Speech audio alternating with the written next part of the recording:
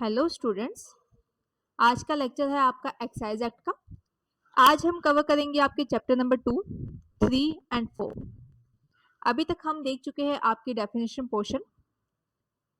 Definition portion के बाद कुछ आपका चैप्टर नंबर 1 के भी सेक्शन पेंडिंग है, इसको भी आज हम इस लेक्चर में कवर कर लेंगे। उसके बाद हम आपके चैप्टर नंबर 2, 3 एंड 4 कवर करेंगे।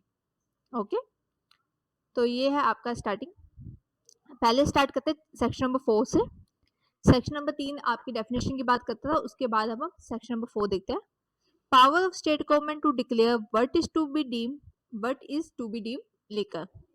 ये आपके कौन डिसाइड करेगा कि किसको लिकर कहा जाएगा? राज्य सरकार की घोषणा करने की शक्ति कि शराब किसे समझा जाएगा।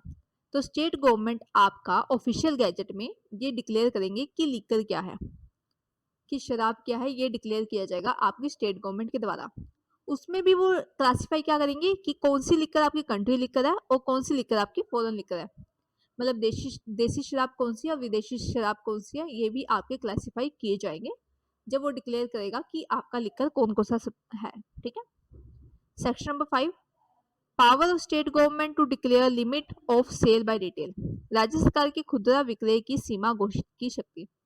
अब स्टेट गवर्नमेंट आपका क्या करती है, इस सेक्शन के अंदर स्टेट गवर्नमेंट ये डिक्लेयर करती है कि कितनी क्वांटिटी में आपकी लिकर, कितनी क्वांटिटी ऑफ लिकर आपकी क्या है, सेल बाय रिटेल है। ठीक है, सेल बाय रिटेल है। और अगर इससे ज्यादा आपने अगर सेल किया है तो हम मान लेंगे कि वो सेल बाय होलसेल है। ओके, देखते हैं। स्टेट गवर्नमेंट अपने ऑफिशियल गैजेट में ये बताएगी, या तो सारे राज्य के लिए, संपूर्ण राज्य के लिए, राजस्थान की जितनी भी टेरिटरी है सबके लिए या तो डिक्लेयर कर देगी, या किसी लोकल एरिया में, किसी स्थानीय क्षेत्र में, किसी परचेजर द्वारा, या फिर स्पेसिफाइड क्लास ऑफ परचेजर के द्वारा। What quantity of any accessible article shall be sale by retail, कि आबकारी आयोग वस्तु की कितनी मात्रा खुदरा बिक्री की सीमा होगी। ओके, अगर हम इससे ज्यादा आपका सेल करते हैं तो वो क्या माना जाएगा, वो आपका होलसेल माना जाएगा। अगर इससे ज्यादा अगर आप बेचते हैं तो वो फिर आपका होलसेल माना जाएगा, थोक विक्रय माना जाएगा। तो खुदरा विक्रय और थोक विक्रय के बारे में बताया कि कुछ क्वांटिटी भी आपकी क्या है, सेल बाय रिटेल है, और उस क्वांटिटी से अगर आपने एक्सेस में बेचा है तो हम कहेंगे कि सेल आपने कैसे किया, होलसेल में किया। ठीक है, थोक विक्रय में आपने सेल किया है। सेक्शन नंबर 6, छोटे छोटे सेक्शन है, इजी सेक्शन है, आप नॉर्मल भी पढ़ेंगे तो समझ आ जाएगा। Section number 6, possession bye wife, clerk और सर्वेंट। पत्नी, लिपिक अथवा सेवक का कब्जा कब होता है इसके अंदर? अगर इन तीनों में से किसी के पास भी पत्नी, लिपिक और सेवक यानी वाइफ, क्लर्क और सर्वेंट, इनमें से किसी पास भी अगर आपका कब्जा है, कोई लीकर का कब्जा करके अगर ये बैठे हैं, तो हम ये मान लेंगे कि ये कब्जा उस व्यक्ति के पास ही है, जिसकी ये पत्नी है, जिसकी ये क्लर्क है, जिसके सर्वेंट है, तो उनका ही कब्जा हम मान लेंगे। क्या लिखा हुआ है, एक्साइजेबल आर्टिकल है आपका, कब्जे में है किसी वाइफ के, क्लर्क के या सर्वेंट के, तो ऐसा मान लेंगे कि ये मानो ये कब्जे में उसी व्यक्ति के हैं, जिस व्यक्ति की ये वाइफ है, क्लर्क है, सर्वेंट है, उसी कब्जे में ये प्रॉपर्टी है आपकी, ऐसा मान लिया जाएगा।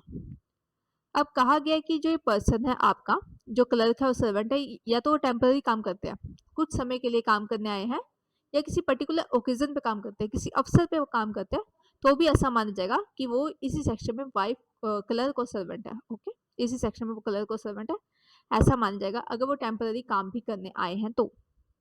अगला है section number 7, savings of enactment relating to customs, सीमा शुल्क संबंधी अधिनियमित की व्यवधि। क्या कहा गया कि ये सेक्शन या फिर ये एक्ट आपका इफेक्ट नहीं डालेगा, ये एक्ट आपका प्रभाव नहीं डालेगा किस पे, कोई कस्टम्स पे, रूल्स पे या ऑर्डर्स पे। जो किसी कानून में आपको कानून दिया गया है आपको किसी कस्टम के द्वारा, ठीक है, कोई रीति रिवाज है उसके द्वारा, कोई आपको कोई लॉ दिया गया हुआ है, कोई रूल्स के द्वारा लॉ दिया हुआ है, तो हम उस पर प्रभाव नहीं डालेंगे आपका।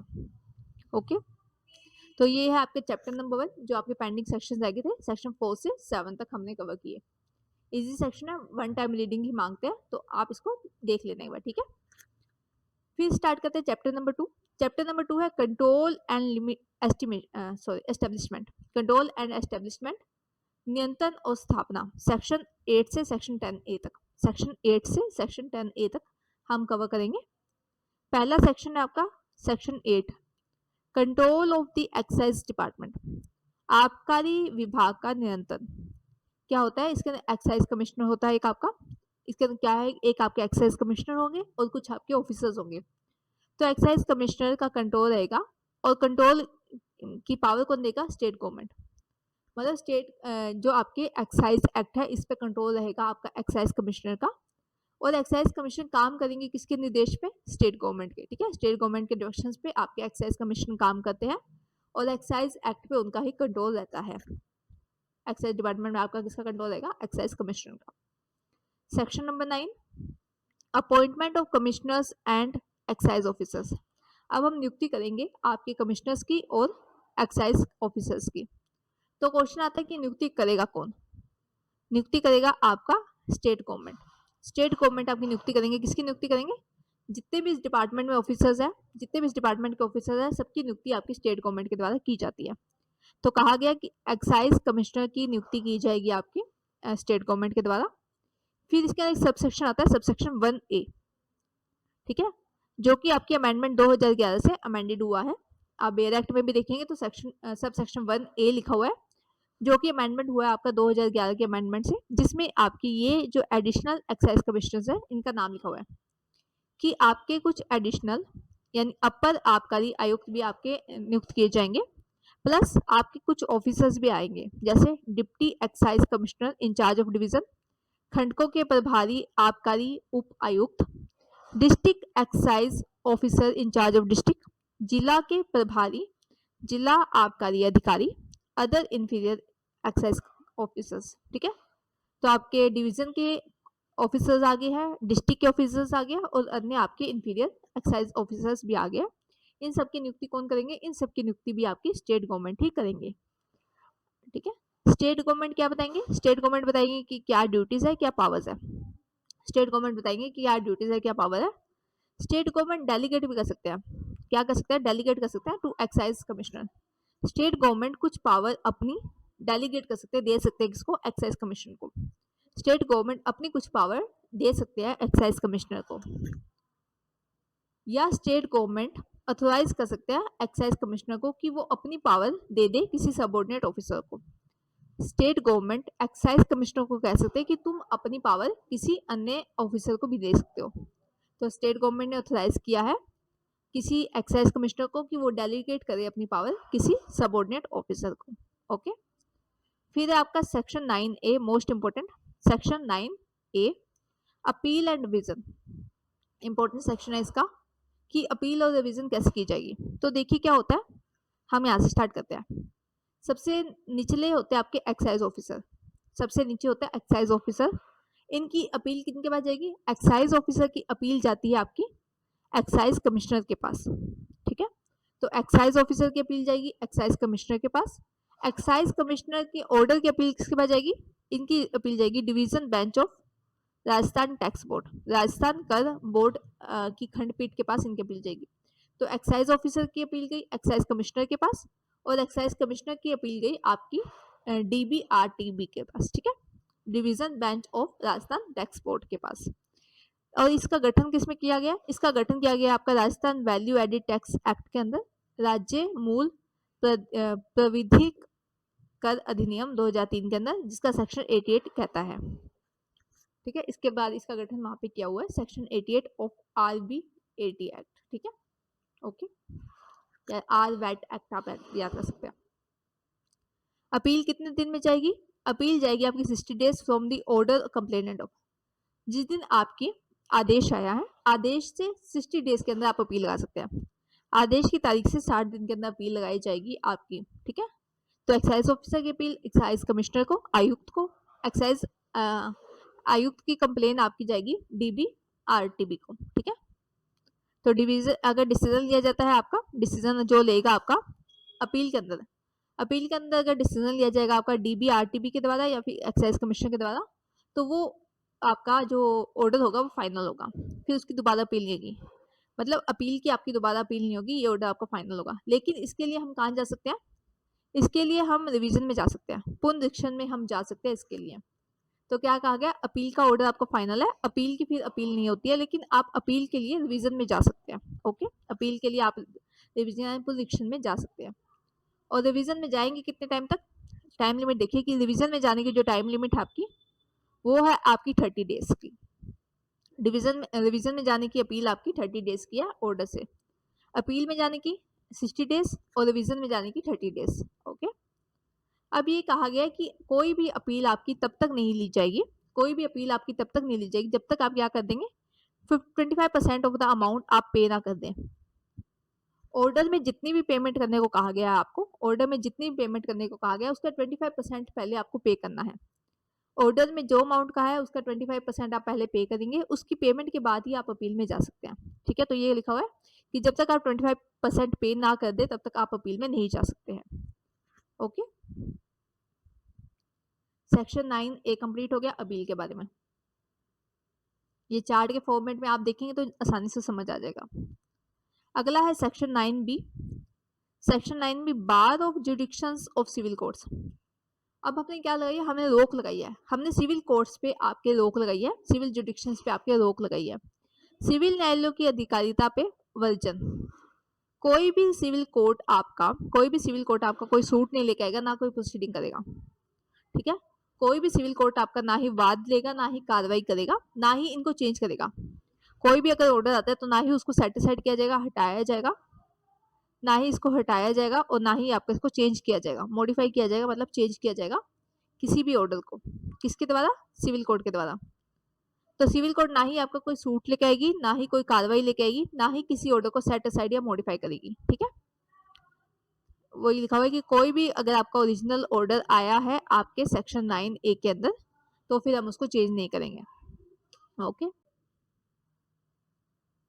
स्टूडेंट, फिर है आपका chapter section number 10 appointment of officer and confirming powers. हम क्या करेंगे, हम अपॉइंट करेंगे ऑफिसर्स को और उनको पावर्स देंगे। जो आपका चैप्टर नंबर 8 है उसके अंदर जो एक्ट्स एंड ड्यूटी लिखी हुई है वो पावर्स आपको दी जाएगी, जो कर्तव्य बताए हुए वो हम देंगे अंडर सेक्शन चैप्टर नंबर 8 आपका। By any officer other than officer of excise department bye any other person. क्या किया जाएगा, किसी भी अन्य ऑफिसर को ये पावर दी जा सकती है या किसी भी अन्य व्यक्ति को ये पावर दी जा सकती है जो चैप्टर नंबर 8 में आपको पावर दी हुई है। ओके, फिर आपका सेक्शन 10A इंपॉर्टेंट है, establishment of check post and inspection of goods while in moving. कहते हैं जब आपकी कोई गुड्स को मूव करते हैं, मतलब कि एक्सपोर्ट किया जा रहा है, इंपोर्ट किया जा रहा है या ट्रांसपोर्ट किया जा रहा है, आयात निर्यात या फिर आपका परिवहन किया जाता है जब भी किसी एक्साइजेबल आर्टिकल को, तो फिर हम उसको चेक करते हैं। चेक करने के लिए आपकी चेक पोस्ट बनाए होते हैं, अलग अलग चौकी होती है, आपकी जांच चौकी बनाई जाती है, वो जांच चौकी आपकी क्या करती है, चेक करती है। तो जांच चौकी की स्थापना और संचालन में मामले का निरीक्षण किया जाएगा। करेगा कौन? चौकी का निर्माण कौन करेगा? Excise commissioner. एक्साइज कमिश्नर आपका स्थापना करेगा चेक पोस्ट की। ठीक है, क्यों किया जाता है? To prevent check evasion of excise duty, ताकि कोई व्यक्ति आपका शुल्क देने से बच ना जाए, आबकारी शुल्क के अपवंचन का निवारण करने के लिए। ठीक है, कि कोई व्यक्ति ऐसा ना हो जो ड्यूटीज पे ना करे, एक्साइजेबल ड्यूटीज ना दे, इसके लिए हम चेक पोस्ट बना करते हैं। चेक पोस्ट क्या करेगा? एवरी ऑफिसर और ऑफिशियल्स, किसको अपॉइंट करेंगे आप? किसी ऑफिशियल को या किसी ऑफिसर को आप अपॉइंट कर सकते हैं। प्रत्येक अधिकारी या पद अधिकारी को हम क्या करेंगे, यहाँ पे अपॉइंट करेंगे, जो क्या करेंगे, जो आपके डॉक्यूमेंट चेक करेंगे और गुड्स चेक करेंगे। जो भी सामान आपका लेके जाया जा रहा है उससे रिलेटेड डॉक्यूमेंट और वो सामान आपका चेक किया जाएगा इन चेक पोस्ट के द्वारा। और जो चेक पोस्ट पे आपके ऑफिसर बैठे होंगे उनको क्या कहा जाएगा? इनको इंचार्ज कहा जाएगा। जो ऑफिसर, जो ऑफिशियल्स आपके बैठे हैं चेक पोस्ट पे, उनको हम क्या कहेंगे? उनको हम इंचार्ज कहेंगे आपका। ओके, फिर है section 10A subsection 2 excise commissioner existing check post establish by any other department to be check post officer और official incharge of check post. क्या कहा गया कि एक्साइज कमिश्नर क्या कर सकते हैं? मान लीजिए किसी अन्य डिपार्टमेंट का कोई चेक पोस्ट ऑलरेडी एग्जिस्ट है, पहले से मौजूद है कोई आपका चेक पोस्ट किसी अन्य डिपार्टमेंट का, तो हम उस डिपार्टमेंट के चेक पोस्ट को भी एक्साइज डिपार्टमेंट का चेक पोस्ट बना सकते हैं। किसी अन्य डिपार्टमेंट का चेक पोस्ट है, हम उसको अपने डिपार्टमेंट का चेक पोस्ट भी बना सकते हैं। किसके पास पावर है? एक्साइज कमिश्नर के पास पावर है। और जो ऑफिसर वहां पे मौजूद होगा, जो ऑफिशियल वहां पे मौजूद होगा, उनको कहा जाएगा इंचार्ज ऑफ चेक पोस्ट। उनको क्या कहा जाएगा? इंचार्ज ऑफ चेक पोस्ट आपका कहा जाएगा। तो यही कहा गया कि किसी अन्य डिपार्टमेंट के चेक पोस्ट को भी हम अपना चेक पोस्ट बना सकते हैं। Okay, section 10A subsection 3, section 10A subsection 3, driver person incharge of vehicles और कैरियर। जो ड्राइवर है आपके, जो पर्सन इंचार्ज है उस सामान का, ड्राइवर है या जो पर्सन इंचार्ज है उस सामान का, वो क्या करेंगे, जो वो सामान लेके जा रहे हैं, कैरी कर रहे हैं, उनके पास क्या होना चाहिए, उनके पास आपका परमिट होना चाहिए, अनुज्ञा पत्र होना चाहिए, पास होना चाहिए, बिल होना चाहिए, बिल्टी होनी चाहिए। ये उस प्रोडक्ट का सारा सामान उसके पास होना चाहिए, व्यक्ति के पास बिल होना चाहिए, बिल्टी होनी चाहिए, पास होना चाहिए और परमिट होना चाहिए, लाइसेंस होना चाहिए। हम क्या कर सकते हैं, हम stop the vehicle and carry at such check post. जो भी कैरियर आपका आया है, जो भी व्हीकल आपका आया है चेक पोस्ट पे, उसको रुकवा सकते हैं, उनसे डॉक्यूमेंट मंगवा सकते हैं, प्रोड्यूस कराने को कह सकते हैं। All document for inspection of the incharge of check post. जो चेक पोस्ट पे आपका इंचार्ज बैठा है वो उनसे डॉक्यूमेंट मांग सकते हैं चेकिंग करने के लिए। Allow the inspection of goods, और हमें गुड्स का अगर इंस्पेक्शन करना है तो वो भी अलाउ है। आप डॉक्यूमेंट चेक कर सकते हैं, आप गुड्स चेक कर सकते हैं, जो भी व्हीकल, जो भी कैरियर आपके चेक पोस्ट पे आया है उनका। आप ड्राइवर का या कैरियर का क्या चेक करेंगे, परमिट, पास, बिल्टी और बिल भी आप चेक करेंगे। ओके, तो ये था आपका चैप्टर नंबर 2, एस्टेब्लिशमेंट और आपका कंट्रोल देखा गया। चैप्टर नंबर 3 की बात करते हैं, इंपॉर्टेंट है, ये भी इजी है, ठीक है, ज्यादा कुछ समझने वाला नहीं है, इजी है। इंपोर्ट, एक्सपोर्ट एंड ट्रांसपोर्ट, आयात, निर्यात और परिवहन। कोई एक्साइज आपका आर्टिकल है, उसका इंपोर्ट किया जा रहा है, एक्सपोर्ट किया जा रहा है, राजस्थान के अंदर लेके आ रहे हो, राजस्थान से लेके जा रहे हो, या राजस्थान में ही एक्सचेंज, सेल और परचेज कर रहे हो आप, तो वो देखेंगे। सेक्शन कवर करता है सेक्शन 11 से 15 तक, सेक्शन 11 से 15 तक आपका कवर करेगा chapter 3। Section number 11, import of excise articles, आबकारी योग्य वस्तु का आयात कैसे किया जाएगा। इन्होंने कहा कोई भी एक्साइज आर्टिकल आपका तब तक इंपोर्ट नहीं किया जाएगा, तब तक आप उसको इंपोर्ट नहीं कर सकते, ठीक है, जब तक आपके पास स्पेशल परमिशन ना हो। स्टेट गवर्नमेंट की स्पेशल परमिशन चाहिए, जो कंडीशंस लगाई है उनको सेटिस्फेक्शन करना होगा, जो शर्तें लगाई है आपको उसको पूरी करना होगा, तभी आप इंपोर्ट कर सकते हैं। जो ड्यूटीज पे करनी है, जो शुल्क आपको देना है, वो शुल्क आपको देना पड़ेगा अंडर सेक्शन 28। धारा 28 के अधीन अधिरोपित शुल्क अदा करना पड़ेगा आपको, ड्यूटीज आपको देनी पड़ेगी, तभी आप इंपोर्ट कर सकते हैं। कोई बॉन्ड अगर देना है तो वो बॉन्ड भी आपको देना पड़ेगा, पेमेंट के लिए कोई बॉन्ड एग्जीक्यूट करना है तो वो बॉन्ड भी आपको देना होगा। तो क्या कहा गया, स्टेट गवर्नमेंट की परमिशन, स्टेट गवर्नमेंट ने अगर कोई कंडीशन लगाई तो उस कंडीशन को पूरा करना है, आपको पेमेंट करना है सेक्शन 28 की ड्यूटीज का, प्लस आपको बॉन्ड देना है एग्जीक्यूशन के लिए। ओके, एसटी का मतलब क्या है यहाँ पे, स्टेट गवर्नमेंट से। Okay, section 11, section number 12, section number 12 बात करता है export transport of excisable articles, ठीक है, सेम है आपका सेक्शन नंबर 11 से रिलेटेड, ज्यादा कोई डिफरेंस नहीं है। No excisable article shall be export और ट्रांसपोर्ट, कोई भी आपका एक्साइजेबल आर्टिकल तब तक एक्सपोर्ट नहीं किया जाएगा, तब तक ट्रांसपोर्ट नहीं किया जाएगा, जब तक, सेम कंडीशन, जब तक आप ड्यूटीज पे नहीं कर देते सेक्शन नंबर 28 की, प्लस आपने बोर्ड एग्जीक्यूट नहीं कर दिया है पेमेंट के लिए, तब तक आप क्या नहीं कर सकते, एक्सपोर्ट नहीं कर सकते, ठीक है। धारा 28 के अधीन अधिरोपित शुल्क आपको अदा करना है, और उसको अदा करने के लिए कोई बंध पत्र आपको निष्पादित करना है तो उसको भी निष्पादित आपको करना होगा। कंडीशंस लगाई गई है स्टेट गवर्नमेंट के द्वारा, उनको आपको फुलफिल करना होगा, उनको सेटिस्फाइड आपको करना होगा। सेक्शन नंबर 12, ठीक है। Section number 13, power of state government to prohibit import and transport of excisable articles, कोई भी स्टेट गवर्नमेंट आपका किसी भी इंपोर्ट या ट्रांसपोर्ट को कैंसिल कर सकती है, प्रोहिबिट कर सकती है। स्टेट गवर्नमेंट नोटिफिकेशन निकाल के आबकारी योग्य वस्तु के आयात, निर्यात और परिवहन का प्रतिषेध करने की राज्य सरकार की शक्ति। तो स्टेट गवर्नमेंट नोटिफिकेशन के द्वारा क्या करेगी, प्रोहिबिट कर सकती है इंपोर्ट को, एक्सपोर्ट को और ट्रांसपोर्ट को, आयात, निर्यात और परिवहन को। ओके, तो ये आपका सेक्शन नंबर 13 था कि प्रोहिबिशन की पावर किसके पास है, प्रोहिबिशन की पावर भी आपकी स्टेट गवर्नमेंट के पास है।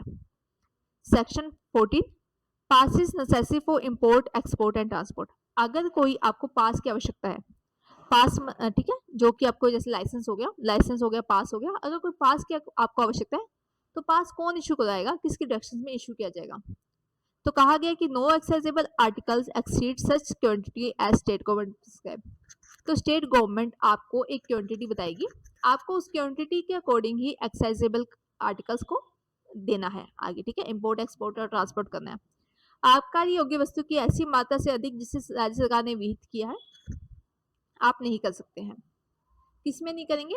राजस्थान के अंदर, जिस पे यहाँ पे आपका अधिनियम लागू होता है, जिस जहाँ पे आपका एक्ट अप्लाई होता है, राजस्थान के उस एरिया में आप क्या नहीं कर सकते, आप उस एरिया में अपना इंपोर्ट एक्सपोर्ट नहीं कर सकते एक्सीड क्वांटिटी, या फिर कोई लोकल एरिया में आप इंपोर्ट एक्सपोर्ट या ट्रांसपोर्ट नहीं कर सकते हैं जब तक आपको पास इशू नहीं कर दिया है, ठीक है। पास इशू किया है तो ही आप कर सकते हैं, पास में लिमिट होगी, उतनी लिमिट तक ही आप क्या कर सकते हैं, एक्सपोर्ट ट्रांसपोर्ट या इंपोर्ट कर सकते हैं। तो स्टूडेंट सेक्शन तो अंदर से काफी इजी है, आपको क्या याद करना है, आपको सेक्शन नंबर और सेक्शन का नेम याद करना है, ठीक है। अंदर से आप देखोगे तो काफी इजी से आपको कंसेप्ट दिख रहा है। तो आपका एक्सेप्शन, अपवाद, कब आपको यानी पास की आवश्यकता नहीं है, क्या अपवाद है इसका, पास की अपेक्षा नहीं है। अगर आप कर रहे हैं ट्रांसपोर्ट कर रहे हैं एक्साइजेबल आर्टिकल या इंटॉक्सिकेटेड ड्रग्स को आप एक्सपोर्ट कर रहे हैं, आप परिवहन कर रहे हैं या आप निर्यात कर रहे हैं किसी एक्साइजेबल आर्टिकल का या इंटॉक्सिकेटिंग ड्रग्स का, तो फिर आपको पास की तब आवश्यकता नहीं है जब आपके पास है ऑलरेडी। किस चीज का पास है? From any place beyond the limit those parts of state of Rajasthan to which this act extend to any other part beyond the said limit. Rajasthan राज्य के उन भागों कि जिन पर अधिनियम का प्रसार है, सीमाओं के परे कि किसी स्थान के उक्त सीमाओं के परे किसी अन्य स्थान को। क्या हुआ? देखिए जहाँ पे ये एक्ट आपका अप्लाई होता है, जहाँ पे ये एक्ट अप्लाई होता है वहां का आपका लाइसेंस है, और उस लाइसेंस का क्या है कि आप उस लाइसेंस के जरिए किसी अन्य राज्य में भी एक्सपोर्ट इंपोर्ट कर सकते हैं। उस लाइसेंस से आप किसी अन्य राज्य में एक्सपोर्ट इंपोर्ट कर सकते हैं, अगर ऐसी पावर है आपके पास तो फिर आप बिना लाइसेंस के भी एक्सपोर्ट इंपोर्ट कर सकते हैं। कहाँ पे? राजस्थान के अंदर या राजस्थान के किसी लोकल एरिया में, ठीक है। ये देखिए यहाँ पे क्या कहा था, मना किया था हमने आपके राजस्थान के अंदर इंपोर्ट करने के लिए, मतलब राजस्थान के अंदर आपका ट्रांसपोर्ट करने के लिए या लोकल एरिया में ट्रांसपोर्टेशन के लिए मना किया था। लेकिन आपके पास अगर लाइसेंस ऐसा है कि आप अन्य राज्यों के साथ एक्सपोर्ट इंपोर्ट कर सकते हैं, तो फिर आप इनमें भी क्या कर सकते हैं, ट्रांसपोर्ट कर सकते हैं। ओके, तो सेक्शन नंबर 14 आपको ये कहता है। सेक्शन नंबर 15 क्या है? Grant of passes for import export and transport. आयात निर्यात और परिवहन के लिए पास दिया जाना। देगा कौन? Excise commissioner. पहला है एक्साइज कमिश्नर आपका पास देगा, या फिर कोई ऐसा ऑफिसर भी दे सकता है जिसको हमने एम्पावर दिया, जिसको आपके एक्साइज कमिश्नर ने पावर दे दिया, वो भी एक्साइज ऑफिसर आपका पास दे सकता है। तो पहला एक्साइज कमिश्नर देगा, या फिर कोई ऐसा ऑफिसर आपका जिसको पावर दी गई है एक्साइज कमिश्नर के द्वारा, तो वो भी आपका पास दे सकते हैं। Okay, section 15 subject to such restriction as state government impose. लेकिन उसको किसके रहेंगे? वो ऐसे निर्बंधों के अधीन रहेंगे जो कि समय समय पे आपके राज्य सरकार लगाती है। पासेस में क्या होगा, जो आपको पास दिया जाएगा उसमें क्या होगा, उसमें आपको कंडीशंस दी होगी। जनरल आपकी साधारण कंडीशन होगी, जैसे कितने पीरियड के लिए है, कितने टाइम के लिए आपको ये दिया गया है, किस आर्टिकल्स का आप इंपोर्ट एक्सपोर्ट कर सकते हैं, आर्टिकल्स का नाम मेंशन होगा। स्पेशल फॉर स्पेसिफिक पर्पस, अगर स्पेसिफिक पर्पस के लिए आपको पता है तो वो भी मेंशन होगा, ठीक है। पर्टिकुलर कंसाइनमेंट होनी, या फिर कोई एक आपको कंसाइनमेंट दिया हुआ छोटा सा काम के लिए आपको करना है तो वो भी आपका होगा उसमें मेंशन। तो पास में लिखा होगा कितने टाइम के लिए है, किस आर्टिकल्स के लिए है, क्या किसी पर्टिकुलर आर्टिकल्स के लिए, वो सारी बातें आपकी उस पास में मेंशन होगी। ओके, तो ये सब सेक्शन नंबर 15 हमने कवर किया। Chapter number 3 import export transport की मैक्सिमम यही बात हमारे सामने है कि हमें एक पास चाहिए, उस पास के जरिए, उस लाइसेंस के जरिए हम एक्सपोर्ट इंपोर्ट और ट्रांसपोर्ट कर सकते हैं। जब आप एक्सपोर्ट इंपोर्ट और ट्रांसपोर्ट कर रहे हैं तो फिर आपको ड्यूटी पे करनी है। सेक्शन 28 में जो ड्यूटीज है आपको वो पे करनी है, तभी आप एक्सपोर्ट इंपोर्ट कर सकते हैं। ओके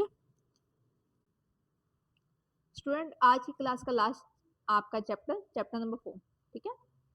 थोड़ा ये चैप्टर आपका लेंदी है, इसके अंदर सेक्शन नंबर 16 से 27 सेक्शंस आपके कवर है, लेकिन है इजी। ओवरऑल देखोगे तो आप इसको इजी कंसेप्ट आपको देखने को मिलेंगे। कुछ काफी ज्यादा इंपॉर्टेंट सेक्शंस इस चैप्टर में आपको देखने को मिलेंगे। Chapter number 4 manufacture possession and sale, section 16 से 27 विनिर्माण, कब्जा और विक्रय। निर्माण कैसे करेंगे, कब्जा कैसे रख सकते हैं और विक्रय कैसे करेंगे। सेक्शन नंबर 16 बात करता है सिर्फ मैन्युफैक्चर के बारे में। Manufacture of excisable article prohibited except under the provision of this act. इस अधिनियम के उपबंधों के अधीन के सिवाय अब आबकारी योग्य वस्तु के विनिर्माण का प्रतिषेध। क्या कहा गया कि आप कोई भी एक्साइजेबल आर्टिकल तब तक मैन्युफैक्चर नहीं कर सकते हैं जब तक आपको अथॉरिटी ने ना कहा हो। ठीक है, किसी अथॉरिटी ने अगर आपको ना कहा हो तो subject to terms and condition of licence granted, या जो शर्तें हैं जो निबंध है उनके अधीन आपको करना है मैन्युफैक्चर। अथॉरिटी ने कहा है तो कंडीशंस और टर्म्स आपको मान के चलना है, तभी आप क्या कर सकते हैं, मैन्युफैक्चरिंग कर सकते हैं। ये कंडीशंस कौन देगा? ये कंडीशन दी जाएगी एक्साइज कमिश्नर के द्वारा। ये कंडीशन आपके एक्साइज कमिश्नर देंगे या फिर आपके एक्साइज ऑफिसर भी दे सकते हैं। जिनको पावर दी गई है, जिन ऑफिसर्स को पावर है, वो भी आपकी कंडीशन दे सकते हैं। तो एक्साइज कमिश्नर के द्वारा कंडीशन लगाई जाएगी और एक्साइज ऑफिसर के द्वारा आपकी कंडीशन इम्पोज की जाएगी। अब आप क्या नहीं कर सकते?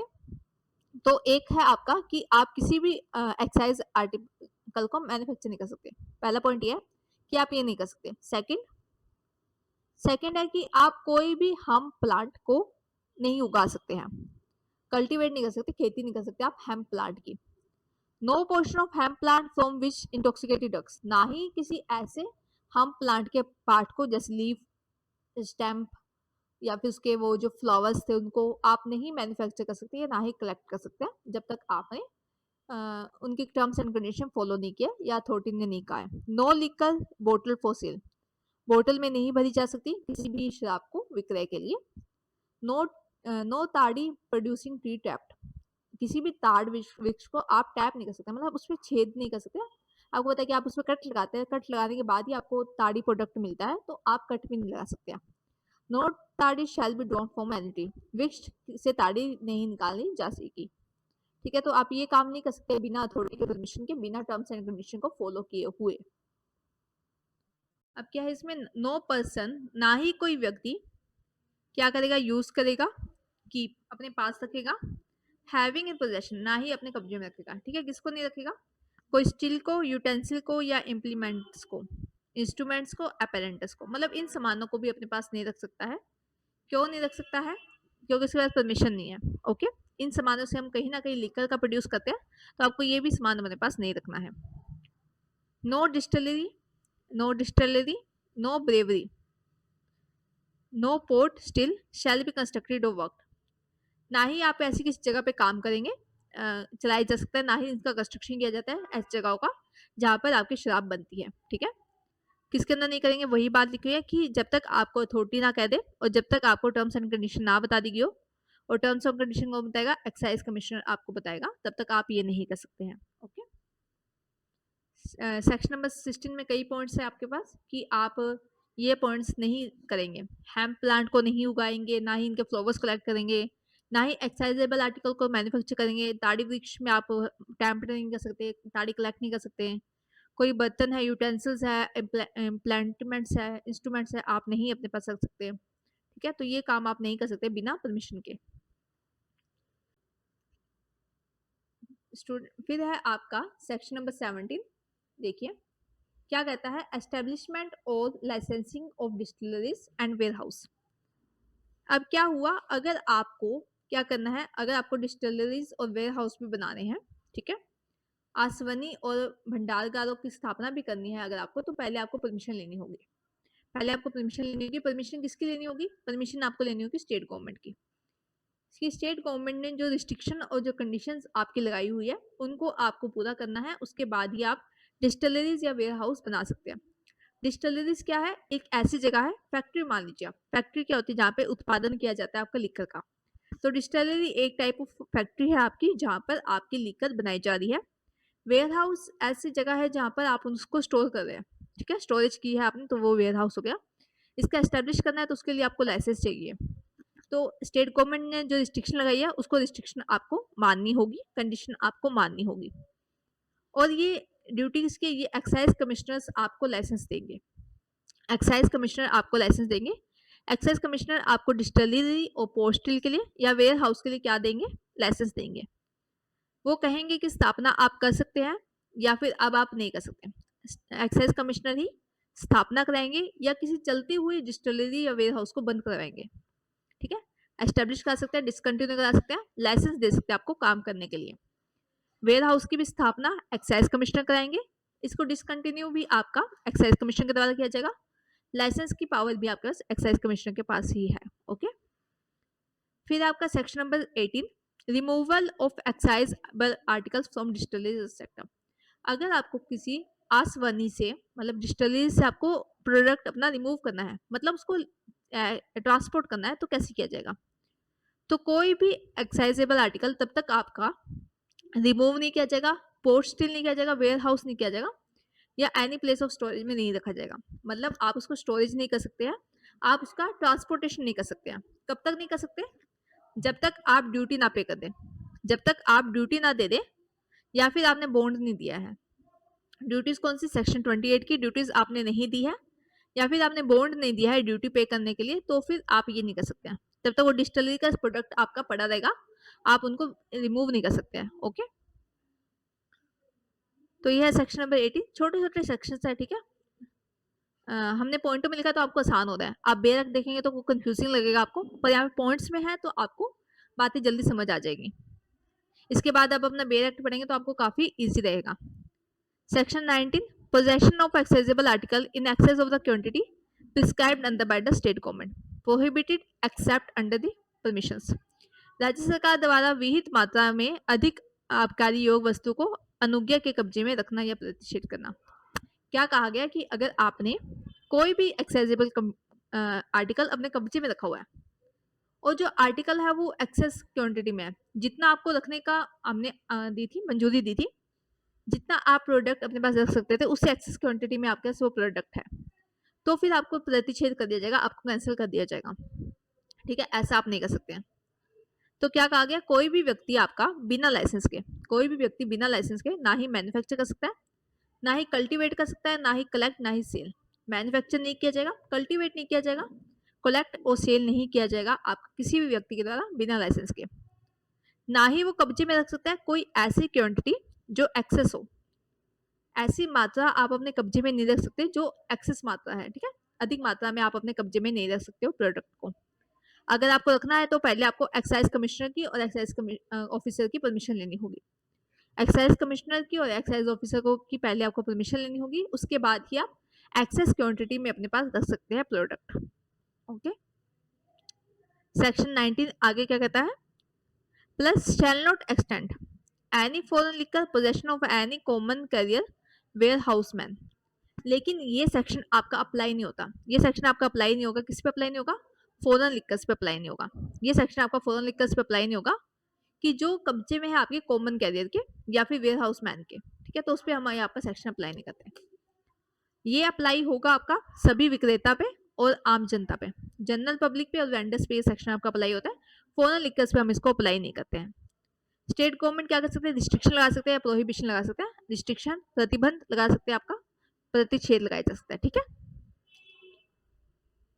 ये है आपका सेक्शन नंबर 20। क्या कहता है? Section number 20, sale of excisable articles without licence prohibited. अनुज्ञप्ति के बिना आबकारी योग्य वस्तु के विक्रय पे प्रतिषेध। अगर लाइसेंस नहीं है आपके पास तो आप सेल नहीं कर सकते। नॉर्मली कहना चाहते हैं ये सेक्शन, लाइसेंस है तो ही सेल होगा, लाइसेंस नहीं है तो सेल नहीं होगा। No sale without licence accessible articles. ठीक है, कोई भी आप आर्टिकल्स को सेल नहीं कर सकते बिना लाइसेंस के। कोई व्यक्ति अगर ऐसा है जिसके पास लाइसेंस है, अगर आपके पास लाइसेंस है तो आप उगा सकते हैं या कलेक्ट कर सकते हैं हेम्प प्लांट को। हेम्प प्लांट को उगाने का, कल्टीवेट करने का काम किसका है? लाइसेंस व्यक्ति का है। ठीक है, कोई व्यक्ति सेल कर सकता है बिना लाइसेंस के। कब कर सकता है sell? Those portion of the plant from which an intoxicated drugs can be manufactured to any personal asset. किसी विक्रय किसी भी व्यक्ति को जो इस अधिनियम के अधीन उनका व्यापार करने के लिए अनुज्ञप्त है, या किसी ऐसे अधिकारी को जिसने आबकारी आयोग प्राधिकृत किया है।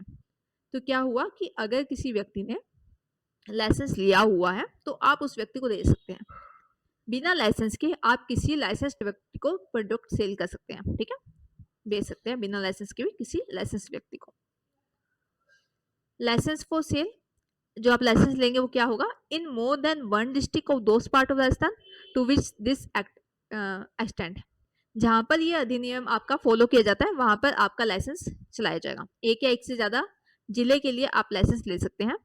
Previous approval of state government, जब आप लाइसेंस लेंगे तो आपको स्टेट गवर्नमेंट की अप्रूवल लेनी होगी।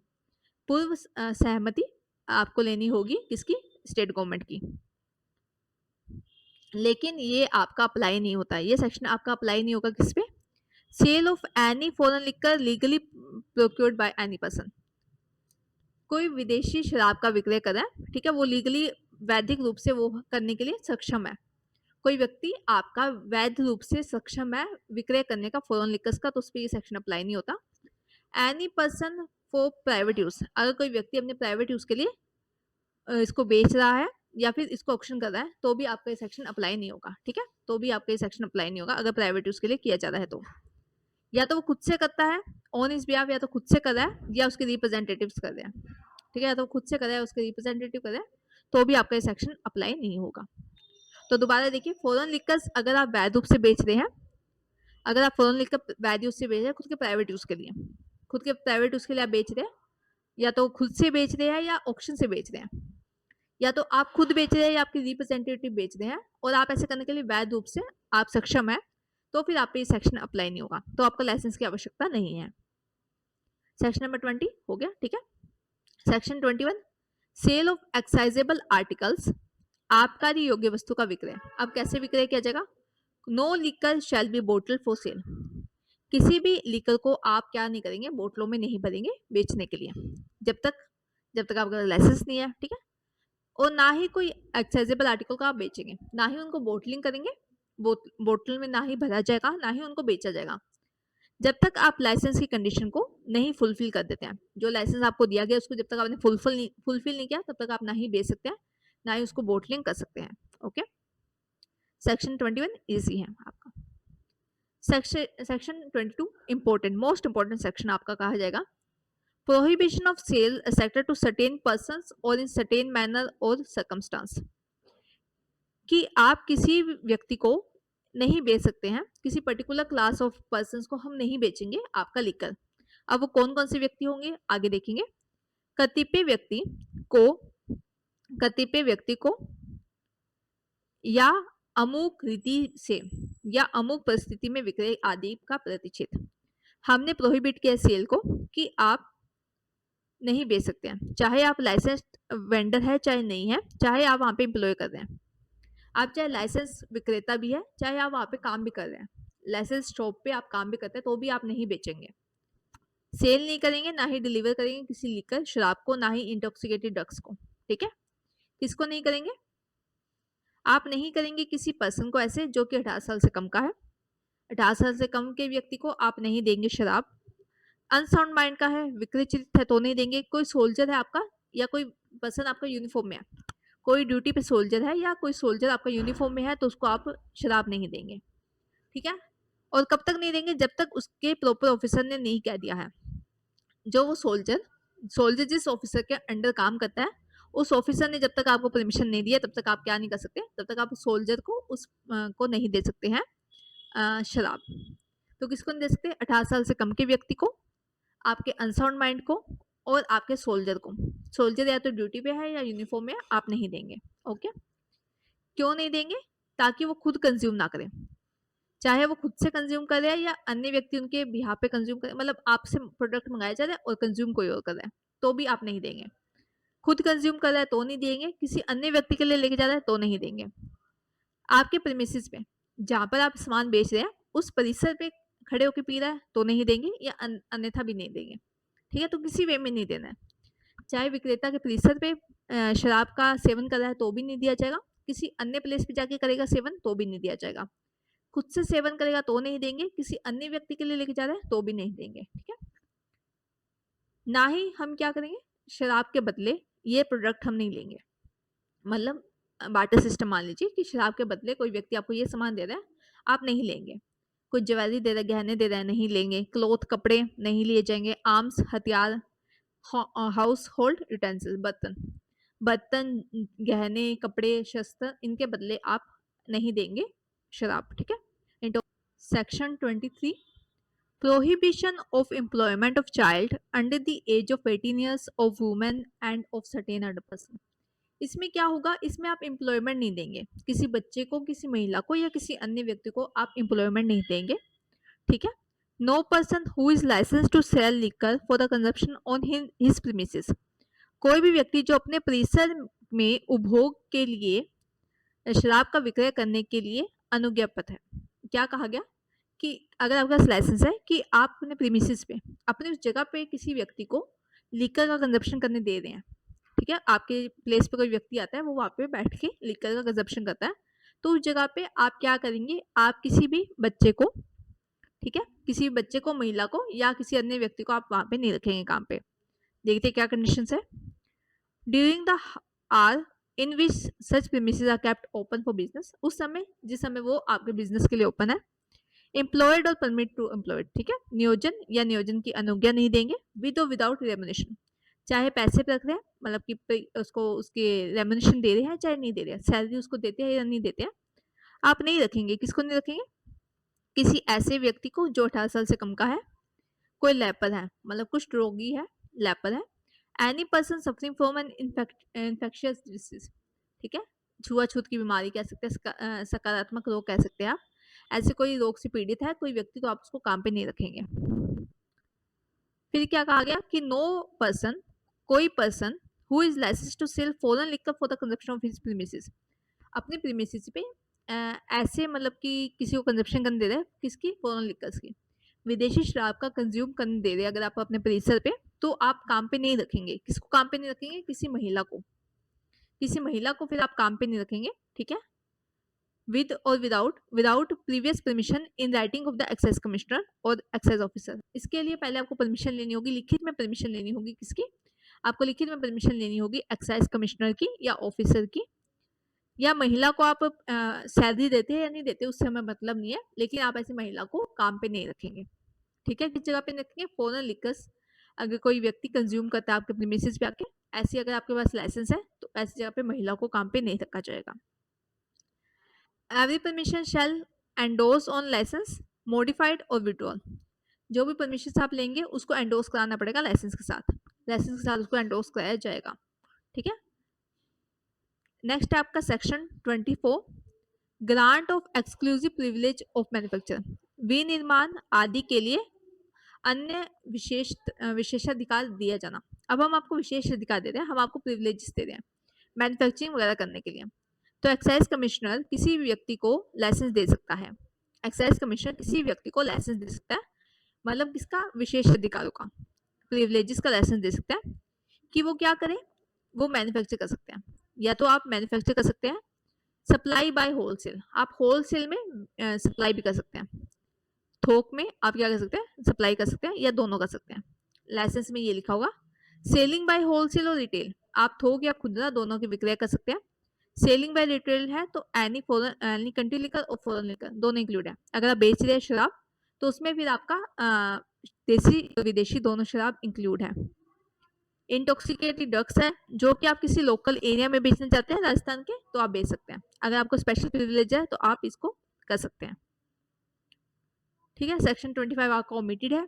Last section, section 26, grantee of exclusive privileges में लेट और असाइनी, सॉरी लास्ट सेकंड, ठीक है, हाँ लास्ट सेकंड सेक्शन। ये कहा गया कि देखिए, अगर हमने आपको कोई स्पेशल प्रिविलेज दिए हैं, अगर हमने आपको कोई स्पेशल प्रिविलेज दिए, कोई विशेषाधिकार आपको दिए, तो आप उसको लेट और असाइन कर सकते हैं। मतलब आप उसको पट्टे पे भी दे सकते हैं या उसका आप समुदेशक भी कर सकते हैं, ठीक है, उसको किसी को दे सकते हैं, पट्टे पे भी दे सकते हैं, लेट भी कर सकते हैं, असाइन भी कर सकते हैं किसी को। लेकिन पहले आपको क्या करना होगा? पहले आपको परमिशन लेनी होगी, किसकी? एक्साइज कमिश्नर की। एक एप्लीकेशन आपको गारंटी को लगानी होगी, एक्साइज कमीशन की परमिशन है आपके पास, आपने एप्लीकेशन लगाई है, गारंटी नहीं, ठीक है, तो आप किसी को भी वो अधिकार अपना दे सकते हैं, अपने स्पेशल अधिकार भी किसी भी व्यक्ति को आप दे सकते हैं। सेक्शन 25 आपका क्या है? ओमिटेड है, okay. Section 27, recovery by grantee of exclusive privilege of sum due to him, विशेष अधिकार प्राप्त व्यक्ति द्वारा उन राशियों की वसूल करना। अगर आपने किसी को अपने अधिकार दिए तो आप कुछ पेमेंट तो लेंगे उससे। अगर आपने मुझे अपने विशेष अधिकार दिए तो आप इसके बदले में से पेमेंट ले रहे हैं, तो पेमेंट आप कैसे रिकवर करेंगे?